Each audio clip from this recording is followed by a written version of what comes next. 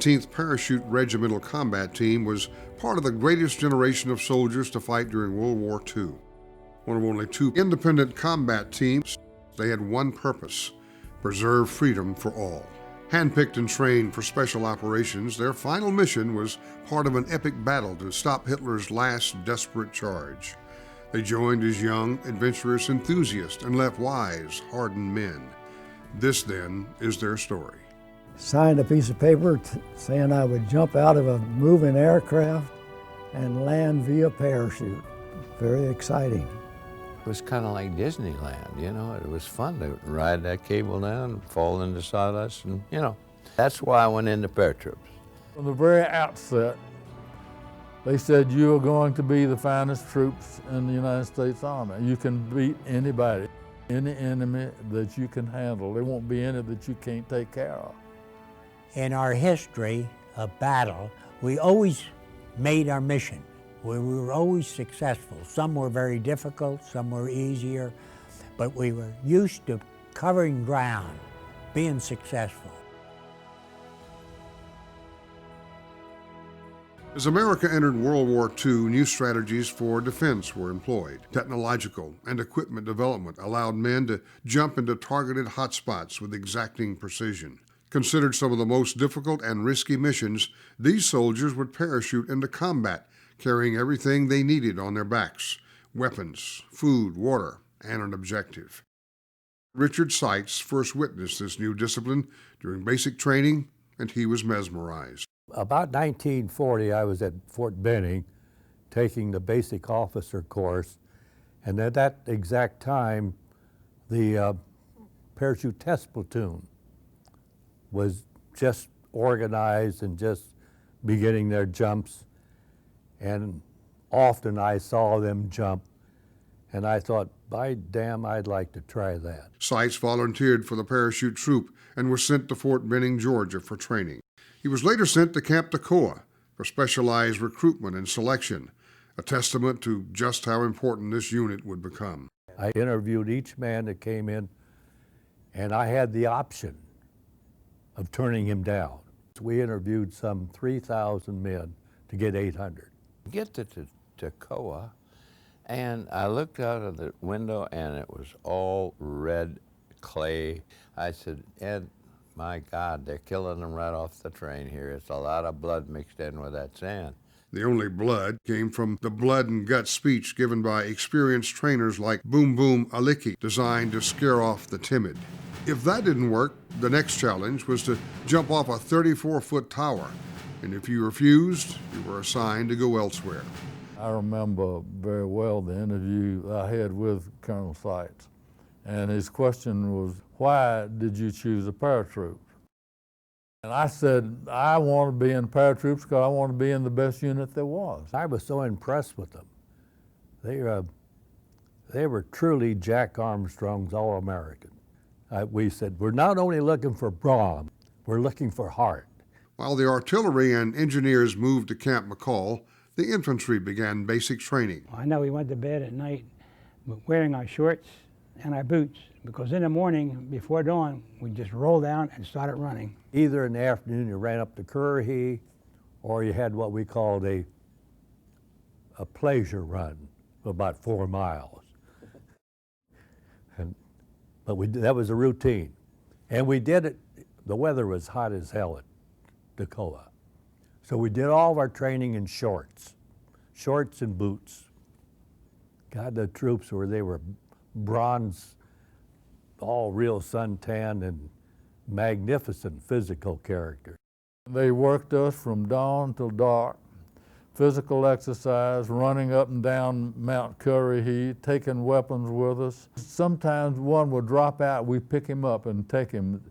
The 517th broke every record of any parachute regiment that progressed through Toccoa. From Toccoa, the men went to Fort Benning, Georgia for jump school. They trained under Colonel Lewis Walsh, a young aggressive commander who had witnessed combat under atrocious conditions. Determined to prepare his unit to survive and win under any circumstances, he set extremely high standards. We went from McCall down to Benning as a unit, and took basic parachute training.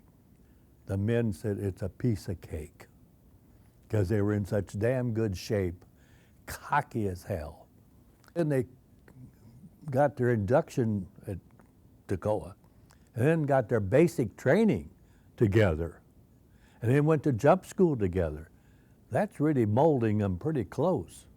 We knew we were a cut above the rest of the Army, and we made every effort to show it, socially, professionally. In the winter of 1943, the unit was sent north for a practice run called the Tennessee Maneuvers. This exercise was the final test to be considered combat ready. The terrain perfectly emulated parts of Europe, where they would soon find themselves in the real war. Lots of marching, night and day, mud up to your ass. And we were suddenly pulled out of the 17th Airborne, and that's when we became a separate combat team. The independent combat team was made up of the 517th Parachute Infantry Regiment, the 460th Parachute Field Artillery Battalion, and the 596th Airborne Engineer Company, all parachute jumpers. We went back to McCall in preparation for shipment overseas. Finally, we're going to get into this. Yeah, we'd had a good year of training, individual and unit training. And we'd made a couple mass jumps during that training. And Lou Walsh was he was a magnificent trainer and tough, sometimes mean, but he was good. Walsh was replaced by Colonel Graves because of his attitude and high demand, but many credit his stringent training as the difference between life and death once on the front line. In March of 1943, Colonel Graves took command of the trooper team and made final preparations for the boat ride to Italy. We were on the Santa Rosa, which had been an Italian cruise ship. We did have a company of wax, which did, provide good, clean fun, I think. The men gave little thought to the dark days ahead. After 2 weeks of smooth sailing and light-hearted fun, the big ship arrived at the Bay of Naples. Italy, trial by fire. Soon the fun would be over, and the reality of battle began. Within a matter of weeks, they became a well-seasoned combat team fighting in rough terrain. We landed over the beach, and except for some long-range artillery fire, there was no opposition. The idea of us landing there was to get behind the Germans. I remember getting off the LCI and we hadn't got a couple of 100 yards when a massive explosion occurred partway up. It didn't hit anybody, landed in an open field, but that was our opening crescendo of wow. Lieutenant West came back and he said, I want everybody to dig in because the Germans have the high ground, they can see us, and we're probably going to be shelled before the evening's over. And we hadn't dug in good when here come the incoming round. I'll never forget those because all of a sudden you realize that they were trying to kill you. General Seitz, who became a four-star general, had the 3rd Battalion. Dick Seitz had the 2nd Battalion. And Bill Boyle had the 1st Battalion. Bill Boyle was a real gung-ho soldier, a very brave man, a very aggressive individual when it came to combat. Bill was up in the front line all the time. In fact, he was leading the battalion the morning that we got into combat. We were in a loose approach march, and a machine gun had set up behind this stone wall. Well, Bill Boyle and his radio operator and his runner came around on the side and were pinned down by that machine gun. So I opened fire on the machine gun. I knocked out the gunner. I went down then and took the machine gun, and I opened up with the machine gun. I sent Shorty back with the prisoners. So they were the first prisoners captured by the 517. I learned a lot that first day, that you could get some people hurt. But we were all charged up. I didn't have any trouble getting the battalion to move. I mean, we were ready. Combat losses had been relatively low during the brief period in action, but still total 129, including 17 killed. The 517th had been sent to Italy in response to a request for airborne troops for the invasion of southern France. It was to be a secondary attack to draw German forces away from Overlord, the main landing. Vital combat experience had been gained that would see them through the hardest times yet to come. Part of the 1st Airborne Task Force, the 517th would be one of only 3 infantry divisions to invade southern France. Their mission was to drop more than 5,000 paratroopers in order to protect the army arriving from the Mediterranean. The army was there to destroy German resistance up through the Rhone Valley. More than 100 miles long, Operation Dragoon was the last large-scale night jump of World War II. We didn't know whether it would be a piece of cake or not. It was the poorest kept secret in the damn world. Everybody, it seemed, in Rome knew about it. Axis Sally continually mentioned it on her program. Hello, fellas. Hello, you men from a country where selfishness and greed on the part of many exists at the expense. And she said, welcome 517th to Italy. We see you've got your crew cuts. Yeah, we cut our hair back to burr cut. We see you're all ready to go for the invasion of southern France. And we want you to know that you don't have to worry about finding the drop zone because we're going to light it up for you.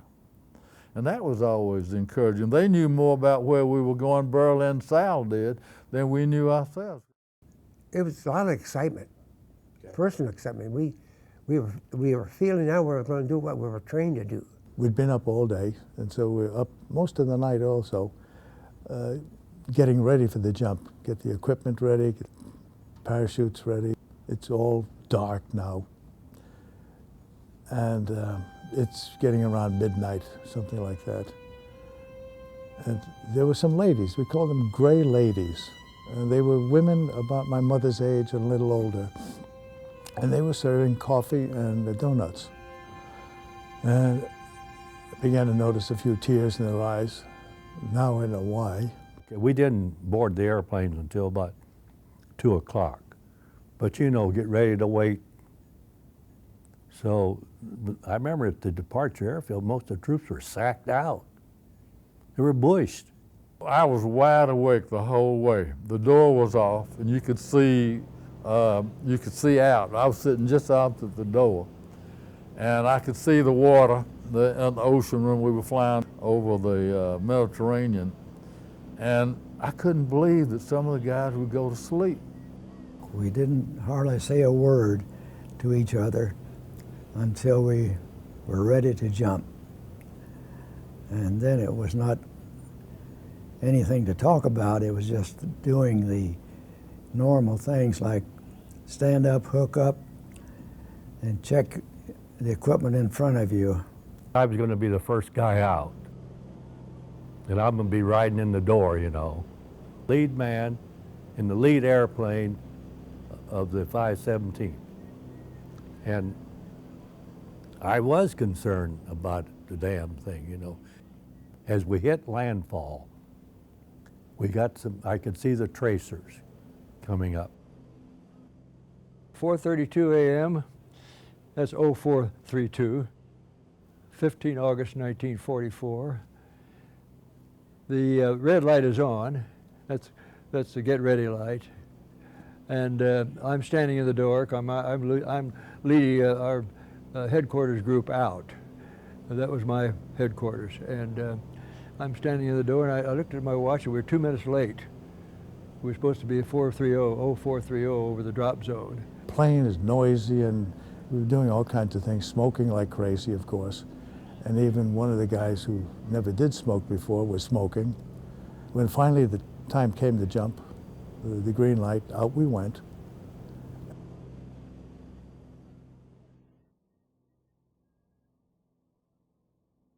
The vivid memory there is the sudden silence. The engine was gone away from us. We were floating down. We jumped at a low altitude. I had no idea where we were, and I found out that the aircraft didn't know where we were either. But I looked down, and then I'm listening. It's very quiet, and I can hear waves crashing over the rocks. If you were over the water, you were gone. That was it. There was no way you could come out in time. You just go to the bottom like a rock. And then there was a blanket of fog that obscured everything. Looked like the ocean. It was fog, solid fog.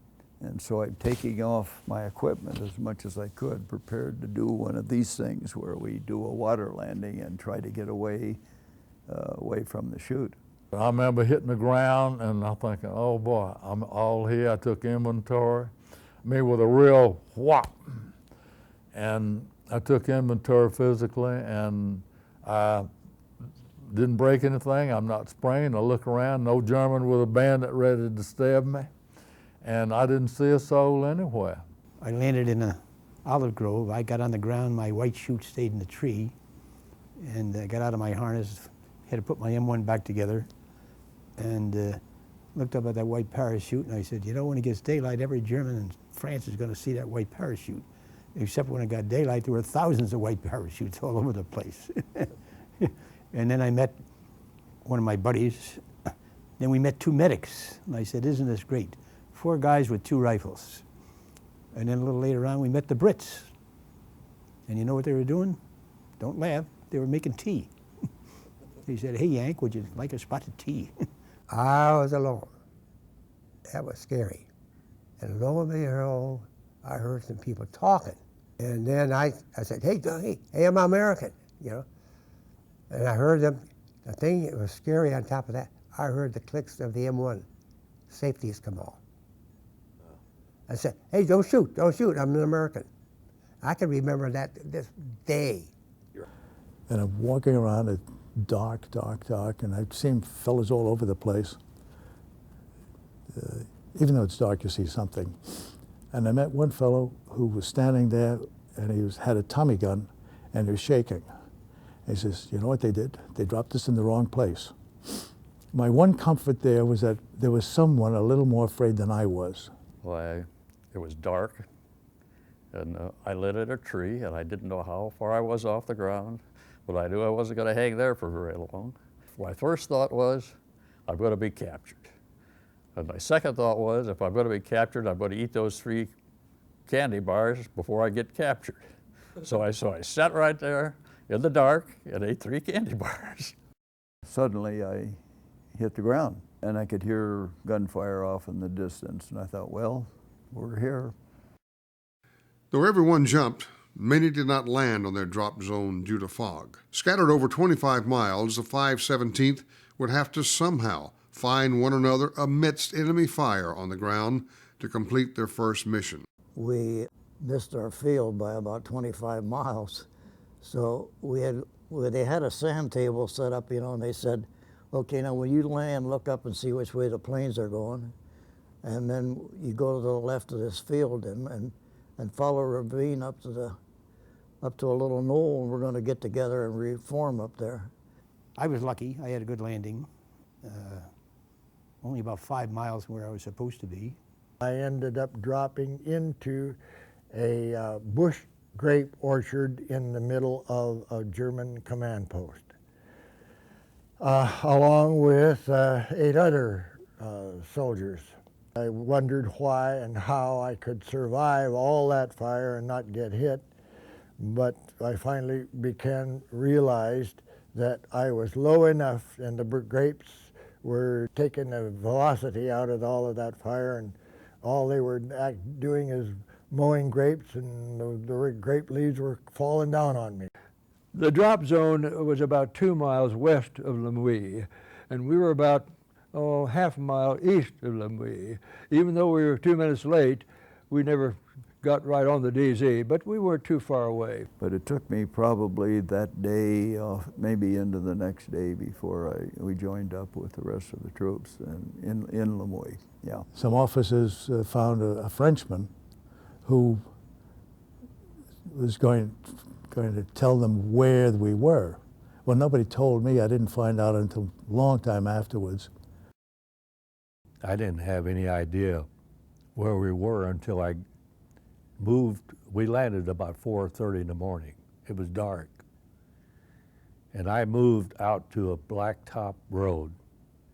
And that's the first time I knew exactly where I was. I remember seeing this little French marker that said, Le Mouille, 6 kilometers. That morning, we started getting some sporadic fire from Germans who were confused as hell. I mean, they didn't know, whether there were 100,000 paratroopers or where they dropped. They were more confused than we were. But we did that morning. We got sporadic fire from various small groups of Germans as we would be marching down these various roads. And then D+1, we really got a lot of action. It was the season when the grapes were on the vineyard. I remember these soldiers rushing out there and getting a helmet full of grapes and rushing back at it, and the Germans would shoot like hell. But these troops still, and I'd tell them, God damn it, keep your head down. But about that time, some damn trooper would rush out there, get a handful of grapes, and come back. What a bunch of guys. We were getting across a valley filled with grapevines. Then we encountered some machine gun and sniper fire. It was coming from a slight hill in front of us. As we got closer, the fire started falling off, and by the time we got up to the building, there was no fire. And we could hear movement inside the building. So I held up a grenade, and he shook his head, so I popped a grenade and threw it in the building, and it went off. So we sat there and listened for a few minutes. We're hearing more noise, and he's about to throw another grenade in, and all of a sudden a chicken walked out with about 5 or 6 little chickens. And their feathers were all ruffled up and backwards. And I don't think we killed a chicken. And so we jumped in the building, and we didn't kill any Germans because they were all gone. And it was a wine cellar. And the building was full of wine bottles, and we didn't kill any chickens, we didn't kill any Germans, and we didn't break a bottle of wine in there. On the way to the command post, Roberts and his sergeant escaped the German command post and later ran into British paratroopers. Together, they devised a plan to capture the compound. There were 9 men of 3 groups which ran to the wall as hard as they could go and threw the gammon grenades over, and then the man stood tall against the wall, the next man kneeled down, and the third man got down his knees, and then all the rest of us ran up over their backs and up over the wall and dropped into that compound. They were running their Tommy guns full tilt all the time, just absolutely, but they stayed in formation so that they wouldn't shoot each other. In about 10 minutes, there were 40 dead and 40 prisoners out of all of that black smoke. I began to think that maybe I would survive, but at that time, I really thought I was dead. That afternoon in particular, we were getting mortared by the enemy and getting a lot of machine gun fire. Bill Boyle and some of his people were under heavy German fire, and they were more or less pinned down, and I was told, take my battalion and go down and capture the town and relieve Boyle and his people. On day 2 of Operation Dragoon, the entire combat team fought together as a regiment for the first time. They successfully took Les Arcs and cleared a path for the Army to continue to move north. The villagers are coming out, and of course it's Liberation.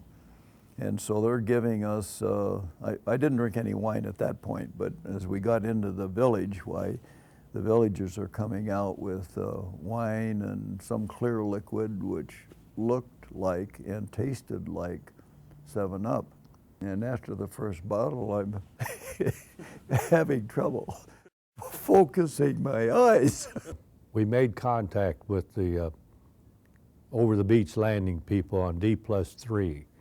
So our mission was over as far as preventing the Germans reinforcing.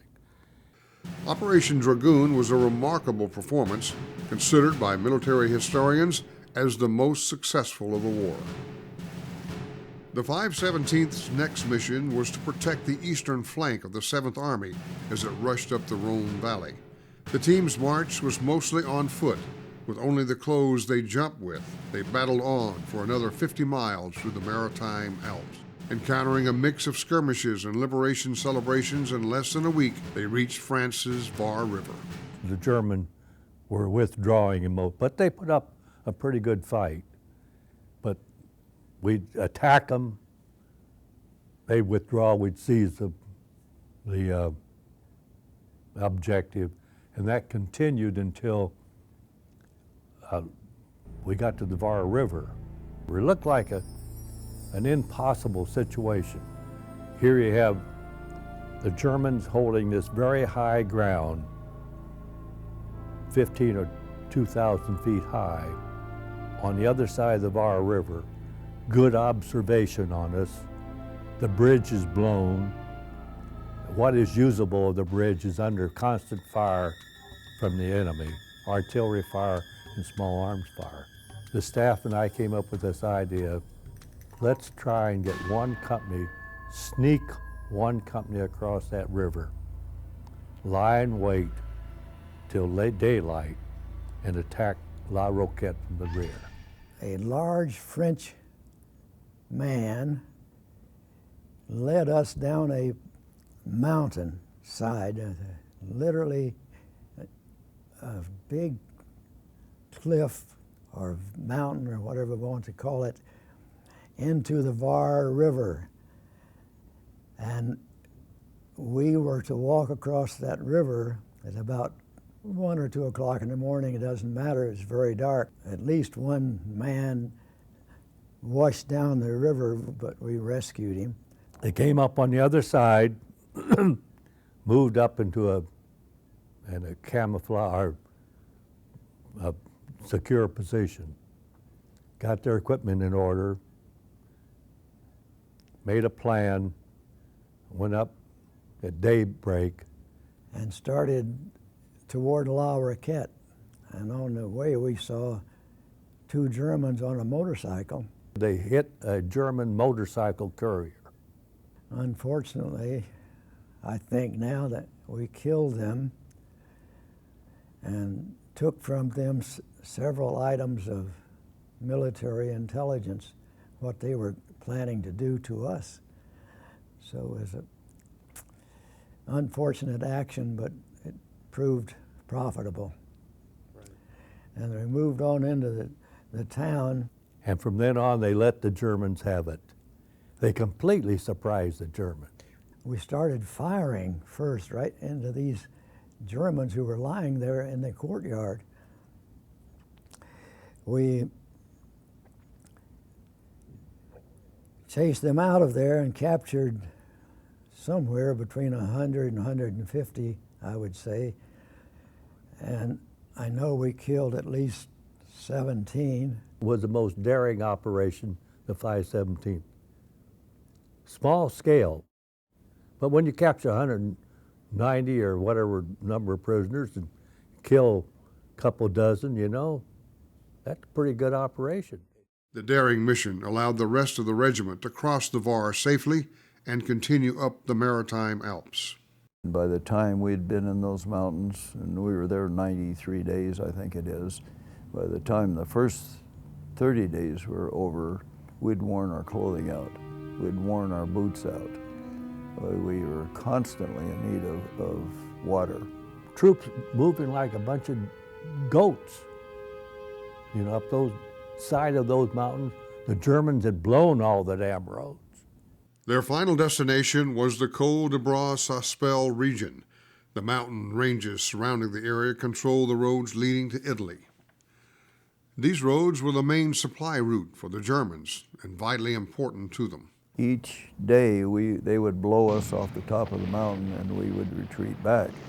This doesn't make a whole lot of sense. We're fighting for that thing. We lose it every day, but the Germans had to hold it because once we occupied that mountaintop and the others all the way up to Paracava, which is quite a ways to the north, and the other forts, why we then held the high ground and the observation of those forts. Basically, it was two mountain ridges, okay? They shot at us, we shot at them, mortars mainly. One mortar came within maybe 4 or 5 feet of me, and it didn't go off. It just covered me with dirt. That's something to be thankful for. I thank that German worker for saving my life. Germans defended the area by using forts built in World War I. Anytime you'd reach a ridge or a trail or come down a road, those forts had they'd zeroed the weapons in on every crossroad, every culvert, everything that was there, and they'd done that probably in World War I. It seemed like most of my time trying to get up to the top of Fort Barbonet and Fort Agnes. In the daytime, they could spot you. At night, they had booby traps set for you. You could only take 3 men with you, hoping not to get spotted. And I tried 8 times before I finally made it to the top. And there was only about 4 Germans up there, so they was no problem. Kill them. Shot them. Grenaded 2 of them. And those forts would open up on us almost with a time sequence. If it was 7:27, you had better had your breakfast, your rations, and eaten them because that's when they're going to open up. They would pick off anything that was around in there, and unfortunately when the motorcycle messenger boy didn't make it through there, and so I got his job. But I knew how they got him, and I decided that they weren't going to get me that way. And so I would stop at the edge of the woods and watch for their pattern of fire. When it eased a little bit, I'd crouch out on that motorcycle, turn it wide open, and scream across that straight road, get back into cover. My job then was to get up and down those switchbacks in the maritime alps down to Nice, where our high command was, and take messages and reports to them. As I was going up and down there, I came across a civilian, Frenchman, who was riding a bicycle, and he spoke a little English, and he indicated that he was trying to get food for his family. I decided then that my K rations in my pack I wasn't that hungry, and I gave them to him. So I did that a few times. And as a result of that, he invited me to his flat in Nice, and so I could sample some of what his wife would do with those K rations. And she'd make them pretty good.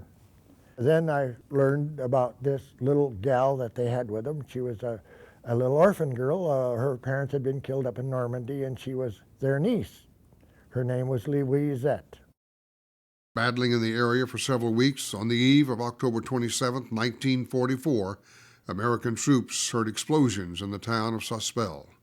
The next morning, the silence was suspicious. Because it was awfully quiet, strangely quiet. And Juki took a patrol down into Saspel and found that they had completely pulled out. So we got orders to lead E Company and parts of D Company down into the valley and up into Saspel.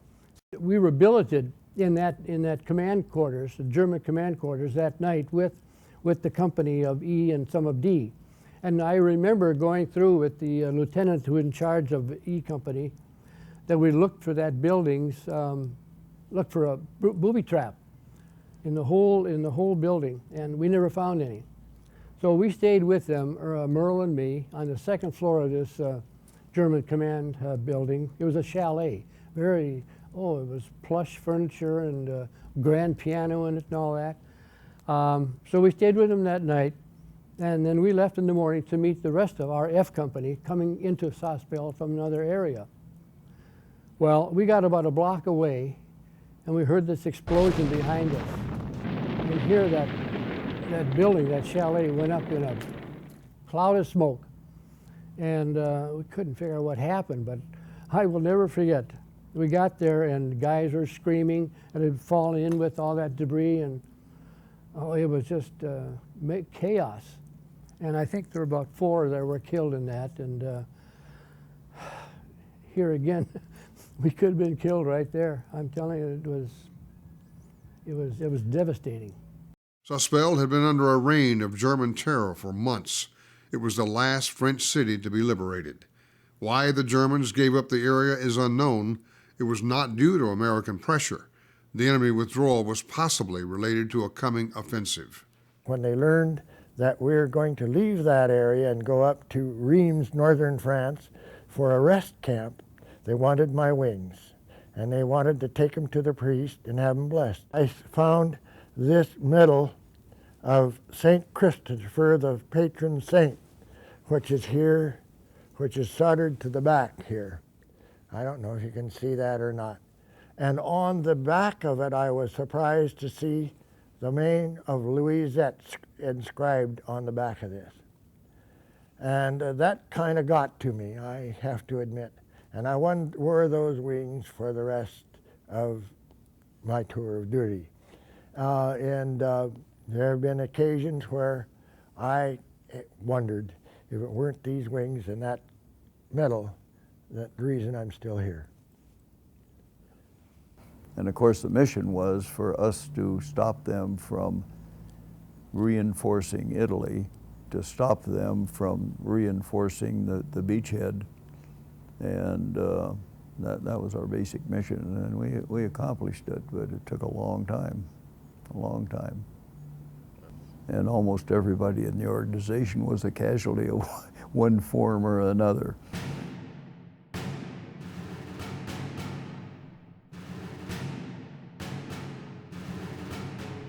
We marched back from Saspel about 40 miles, took some, what they called 40 and 8. It's an old World War I French boxcar. It took us up to Soissons, and we went up there. We arrived on the 6th of December. Made preparation for a Christmas party and refitting and all that. We turned all our equipment in because we was coming back to the States. We had served our time. I had enough points. You went by points then. If you had enough points, you went home. Like most of the American troops still in Europe, the men of the 517th thought they were going home. After many hard-fought battles, they had succeeded in every mission.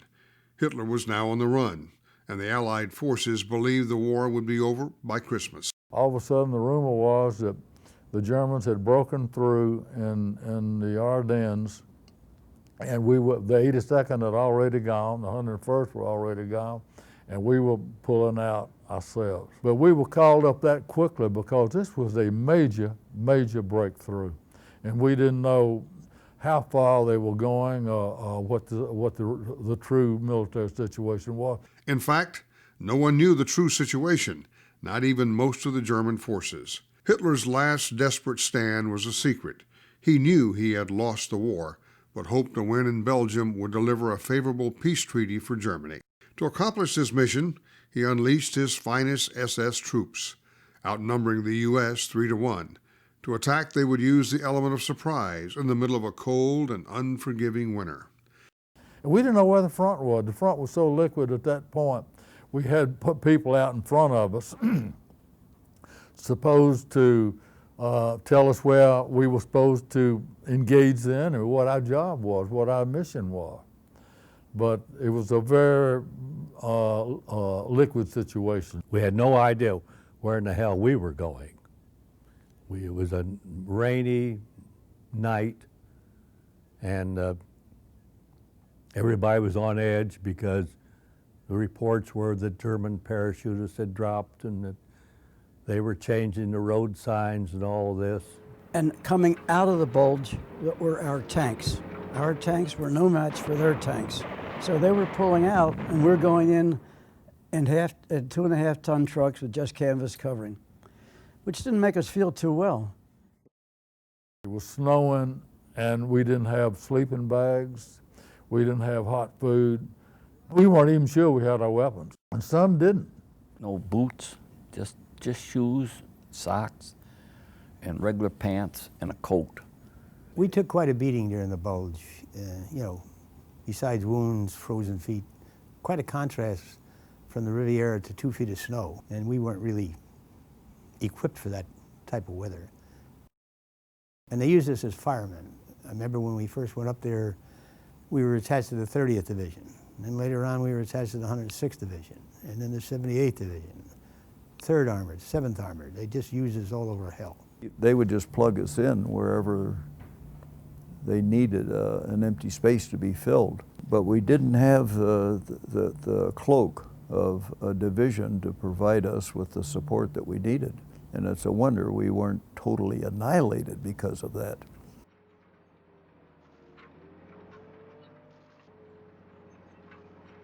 And we reported to General Ridgway. It was about 2 o'clock in the morning.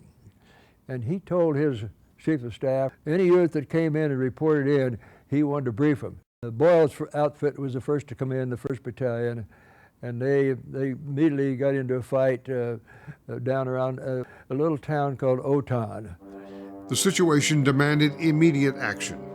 The 1st Battalion's mission was to clear the area of Soy and Hotten and establish a stable line of resistance between the two towns. Separated from their battalion, part of B and C Company were ordered by General Rose to join Task Force Kane at the hottest spot on the Western Front. The rest of the battalion was about to run into trouble. We unloaded the trucks back in the hills and walked up to this road and down, and that was mined, and we happened to watch that. Made our way through the fields at night in the snow. It was up this to your belly button. It was bad. No boots. I had newspaper wrapped around my feet. We got near the town of Hotten, which was about 20 miles away, I think. We got there early in the morning, and it was a real firefight. We were attached to a tank unit, and were instructed to follow the old infantry school routine of having the tanks with the infantry dispersed among them. But the tanks were drawing fire, and the infantry was being shot up between Soy and Hotten, where I took off. One of our tanks was on fire, and there was somebody trapped inside. So I climbed into the tank and helped pull the fellow out and got him on the ground. And at that time, the Germans zeroed in on the tank and shot me. And it was a real firefight. I mean, the Germans knew we was there. And the 3rd Armored tanks helped us. They showed up from somewhere. If it hadn't been for them, we would have been annihilated. We called for the medics for a stretcher, and they came down, and that's when the German tank shot at us and got me again. This time, a complete severance of the foot, of the leg. So I got out my jump knife, and I told my aide to cut it off. He got down on his knees, and the tears came down his face. He says, "I can't do it, Captain." I told him to cut it off. It was 2 days before Christmas 1944 when Captain Ely was wounded for a second time. He was saved by medics and transported to a field hospital. For his brave service, Captain Earl Ely was awarded the Silver Star. We got into town of Hotten. We went to a church. We all laid around the wall, and the shells was going off. Some was hitting church, some weren't. They was hitting a lot of houses close by. The Germans was shelling us bad. And the Germans was going down the road with the tanks. Oh, we just didn't know what the hell to do. And finally we got some tank support. And so we got rid of the Germans. And the Germans, when we got to the end of the row of houses, had their dead all rolled up in rows. It's the first I'd ever seen that. The 1st Battalion had accomplished their mission. Colonel Boyle was awarded the Distinguished Service Cross, and the 1st Battalion a Presidential Distinguished Unit Citation. It had been a rough 4 days. On the wall, they had a big situation map. And I went over to the map and looking and finally found Manhay. And it looked like the whole damn German army was in and on Manhay. And I thought to myself, my God, am I glad I'm not involved in that one. We left Malmedy Christmas Day, soon got orders. It was sent to headquarters. General Ridgway wanted Manhay taken that night at all cost. Battalion only had 2 companies at the time. G Company was guarding Corps headquarters. So they had I Company and H Company were the only 2. American troops had been driven out of there twice. Manhay was just a village. We got orders in the afternoon that we were going to attack Manhay that night. They're in the forest, and they're in column, and I'm walking along the column and ran into Berger, and he said, look, Gibbons, he says, I don't have time to brief you on what's going on here. He said, but get on the end of the column, which was end of I Company, and keep them moving. What's going to happen, he said, we're going to have artillery, and then that's going to lift, and then we're going to go across the field, and they'll put artillery on the town, and then we'll go into the town. At dusk of an evening, we get into a line of departure in a field someplace. I get on the end of the column. H Company's behind I Company. Again, in column. The reason you're in column, it's night. You're in the woods, and you don't want to get lost, so you follow close the guy behind you. 2 o'clock in the morning, there was going to be a heavy artillery barrage on Manhay. It was one of the heaviest artillery barrages of the war. They had tried to take it in the afternoon, I understand, with 2 battalions, and didn't make it. Here we got 2 shot-up companies are going to try to take this town. 2 o'clock in the morning, this barrage started up. It lasted for 5 or 10 minutes. It was a terrific barrage. Shook the ground, and we could see where they were going, like on fire or something.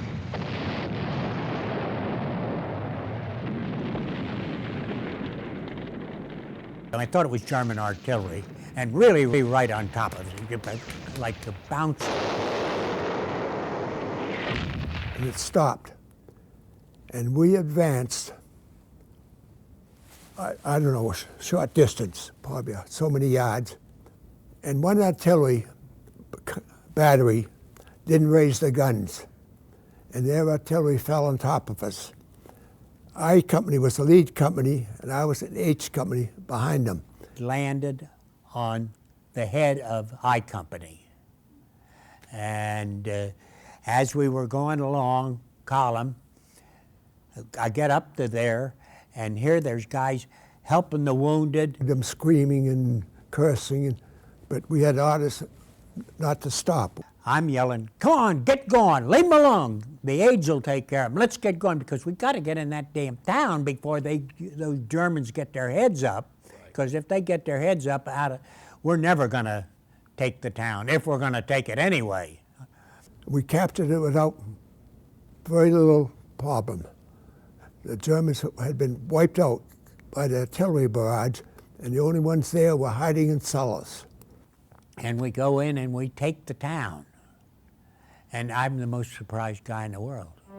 The 3rd Battalion took Manhay on December 27, 1944. It was the first territory retaken from the Nazis and began to turn the Bulge inside out. 3 o'clock in the afternoon, I got a message from Regiment that I would move over, relieve the 2nd Battalion of 505, attack and seize Trop Points, continue the attack to seize Monte Fosse.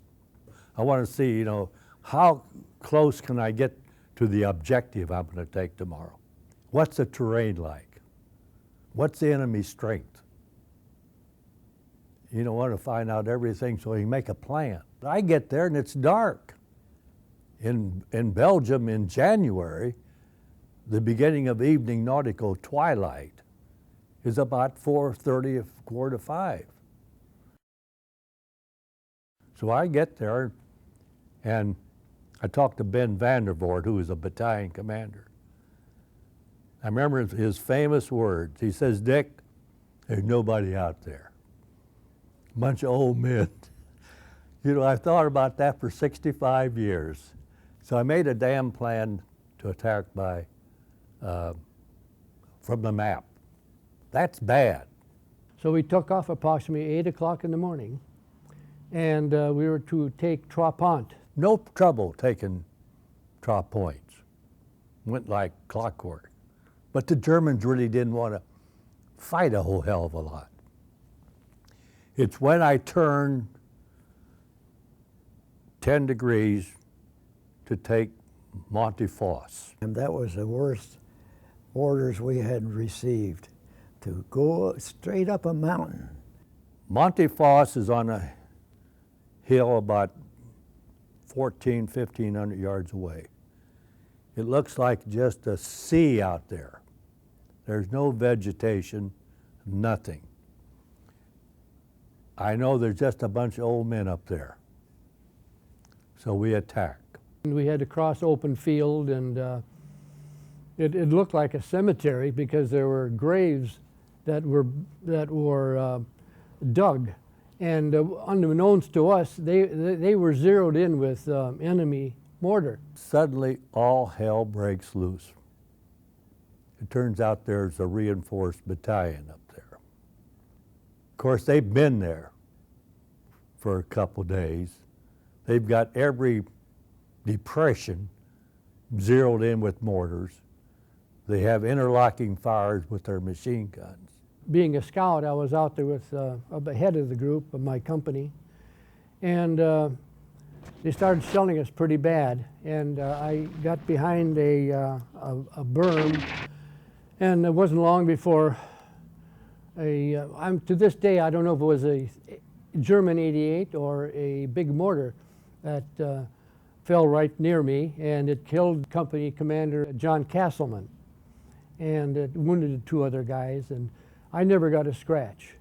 It was a concussion, and this was January 3rd, as I said, and it was about the first week in February that I woke up from a coma. I've never seen such withering fire.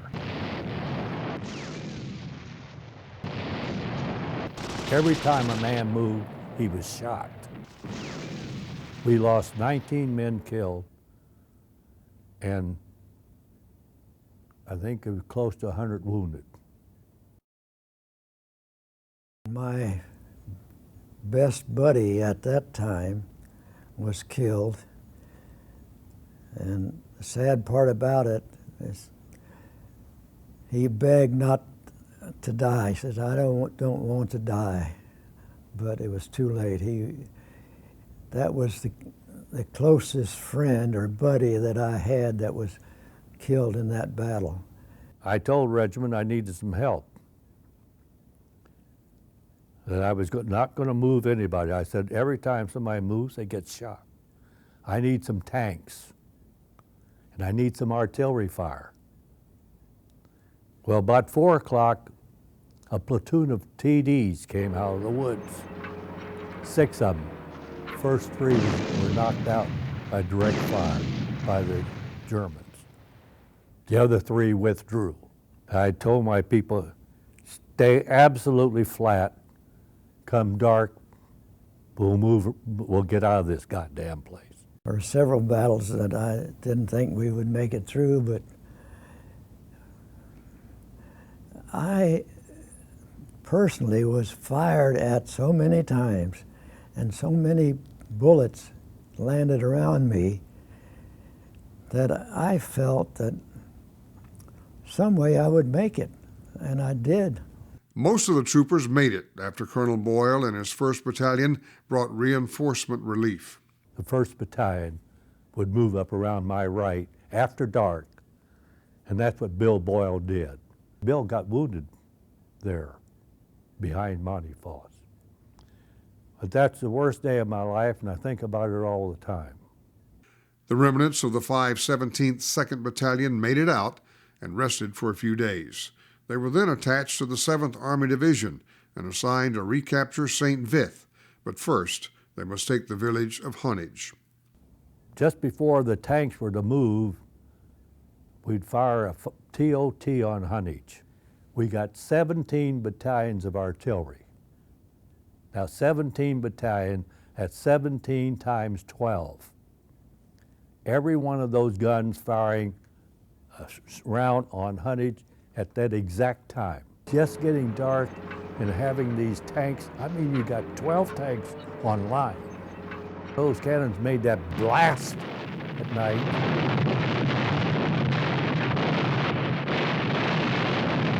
Firing these damn machine guns. My mortars firing like hell on them. I tell you, it was like the 4th of July. I almost got to the point sometimes that I felt sorry for the Germans. The tanks are moving.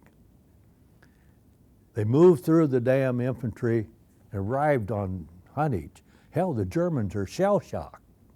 I had the reserve company continue to move through Huntage, down about halfway up to St. Vith, in a pretty good defensive position along the main road leading into St. Vith, with a platoon of tanks in case we got a counterattack.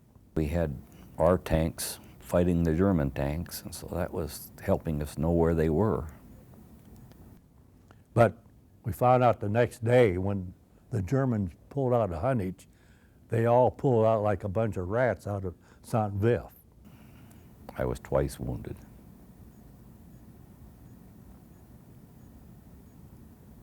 Frozen feet, frozen hand. Well, I just wished that I had been, I don't know, quicker, I guess.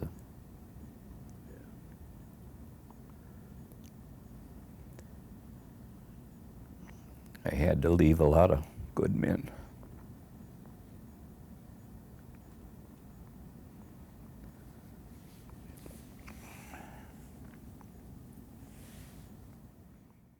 St. Vith ended the Battle of the Bulge. The 517th Regiment was recommended for the Presidential Citation for great heroic action. After the Belgian Bulge was pushed back to the German line, the Allied forces pressed on into Germany to force a surrender. Their first mission was to take the town of Schmidt to prevent the Germans from releasing the dam surrounding the area and literally drowning attacking forces. They had just 4 days to do it. Along the way, the 517th was unexpectedly diverted to the village of Bergstein. The most direct path was through the Hurtgen forest, where the enemy had prepared the strongest defenses of the Western Front. When you're in the Hurtgen forest, it's like being at nightfall. It's just difficult to move.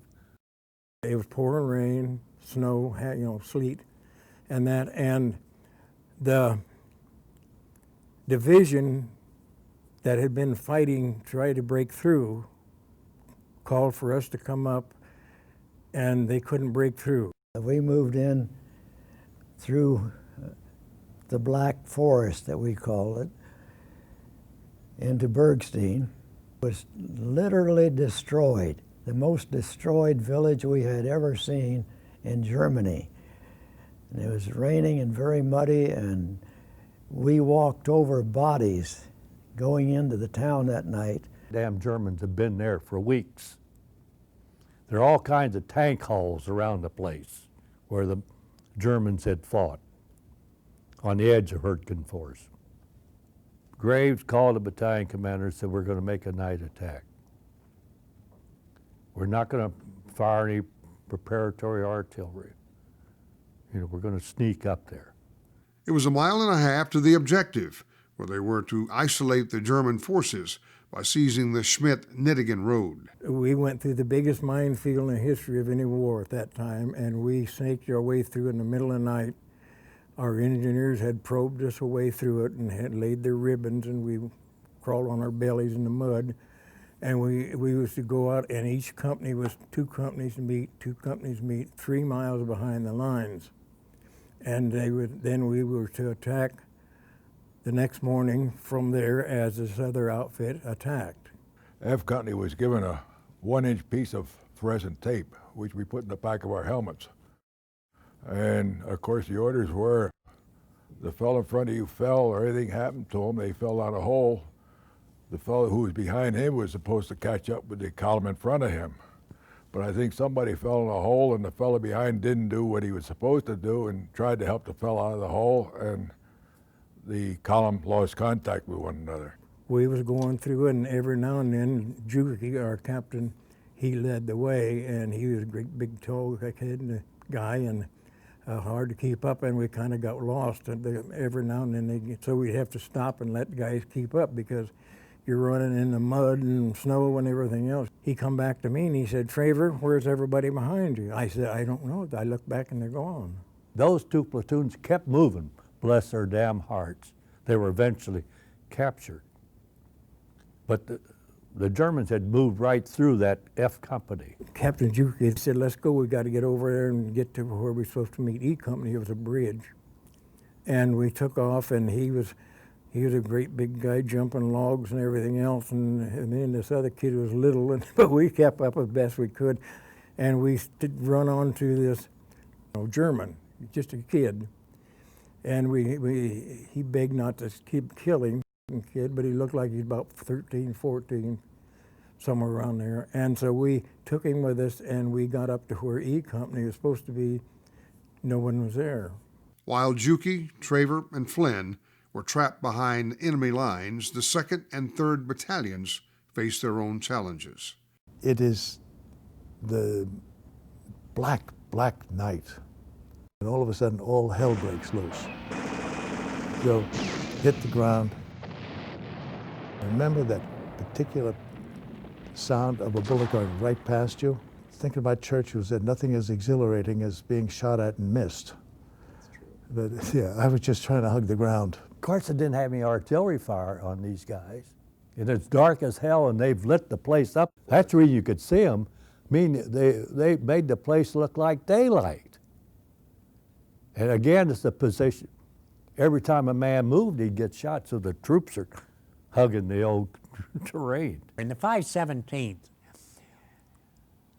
in our history of battle, we always made our mission. We were always successful. Some were very difficult, some were easier, but we were used to covering ground, being successful. And we got there and things weren't going right. We weren't taking anything. The men of the 517th were up against their own mirror image, the German paratroopers. Even at this late stage in the war, they were young, strong, and ready to die for their furor. I'm getting fire from my left. The 3rd Battalion's on my left. They got a pretty strong counterattack. And they withdrew. I didn't realize they were withdrawing.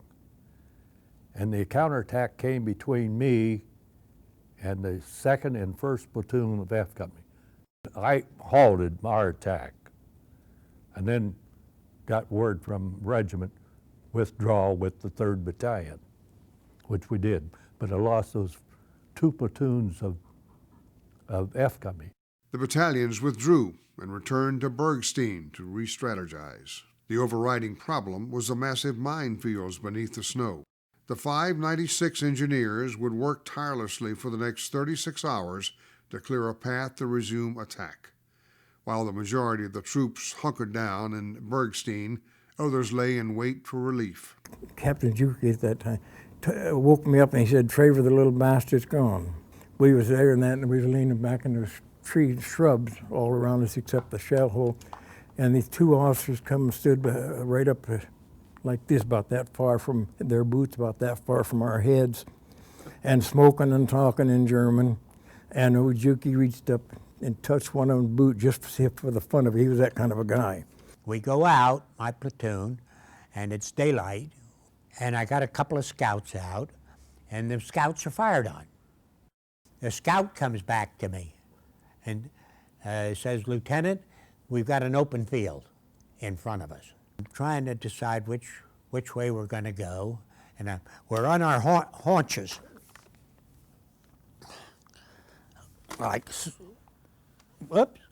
so, and I'm talking to the scout, and I look up, and here is a German helmet right behind the scout. And he sees me, realizes, see, we're behind their lines. We'd come through the minefield. He expects Germans to be there. He doesn't expect American soldiers to be there. So he's completely shocked when he gets up to us. And I look up, and I think he must have realized we were Americans at the moment I saw him. And we could still hear the Americans cussing and fighting out there trying to get to us. And about that time, here come 8 Krauts, and they poked their heads up over the side of this big shell hole. They were Krauts.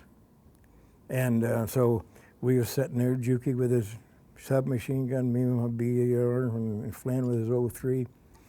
And I said, okay, Juki, what do you want to do? And he said, pardon me, F it. And they took us out.